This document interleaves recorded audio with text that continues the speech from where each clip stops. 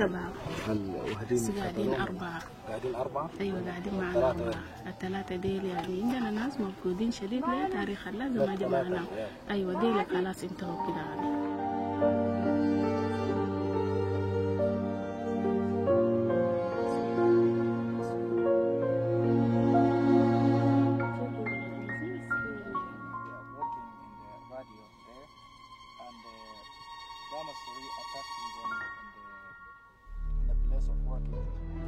والله يعني كنت يعني أنا في نفسي كده يعني ناسية أي تعب، يعني بشوف تعب الأخوان وتعب الأهل. في ناس شايلة أمهاتهم في الدار وفي ناس شايلة، يعني أنا ناسية حقتي دي نهائي.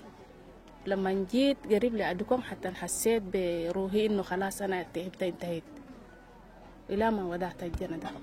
أيوة ويلا الطريقة دي أنا كان طريقة الوضوء كان في الطريق وما في زول، يعني حتى القابلات ما في، وما في زول يعني إنه بقيف معاك. والناس دي كلها ماشية أي زول بقول يا ليت نفسي جاري ينقص روحه، ما في زول بلفت عليك، يعني خلاص أنت ذاتك يعني تتحدد نهائي وإلى ما يلا خلاص قعدت والجنة ده خلاص يعني ودعت وشلت الجنة في نفس اللحظة. سرت مع الناس في الطريق وإلى ما وصلت لمدينة أدرى برجلي وشايل الجنة في يدي.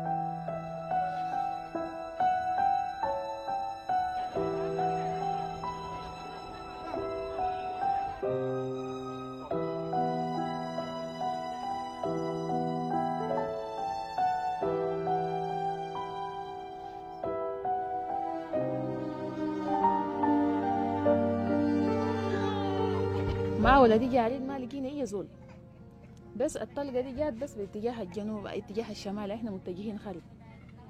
خلاص في الحته دي طوالي طق ضرب الود الجنة ده انا واقف في ظهري، ضربه زي ده. الطلقه مرقت ضربتني انا هنا ومرق بين كلوتي والصف. خلاص النزيف دي كابه